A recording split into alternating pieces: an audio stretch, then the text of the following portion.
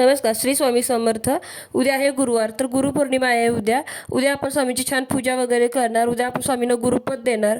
गुरुपद द्यायचं म्हणजे गुरुला दक्षिणासुद्धा द्यायची असते. तर गुरुदक्षिणा म्हणजे काय तेच आपण या व्हिडिओमध्ये बघणार आहोत. या गुरुपौर्णिमेपासून पुढच्या गुरुपौर्णिमेपर्यंत स्वामींना काहीतरी गुरुदक्षिणा द्यायची असते. या गुरुपौर्णिमेपासून पुढच्या गुरुपौर्णिमेपर्यंत गुरुदक्षिणा म्हणून तुम्ही एक माळ श्री स्वामी समर्थ या मंत्राचा जपही करू शकता किंवा मग एक वेळा रोज तारक मंत्रही म्हणू शकता. त्याचबरोबर तुम्ही एक श्लोकी गुरुचरित्रसुद्धा तुम्ही रोज एक वेळा म्हणू शकता.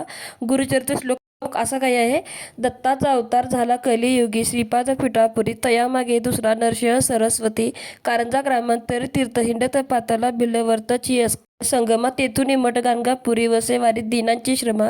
असा काही श्लोक आहे. हा श्लोकसुद्धा तुम्ही रोज एक वेळा म्हणू शकता. त्याचबरोबर या गुरुपौर्णिमेपासून पुढच्या गुरुपौर्णिमेपर्यंत श्री स्वामी चरित्र सारामृताचे तुम्हाला जमतील तेवढे पाठ करते असंही तुम्ही स्वामींना बोलू शकता.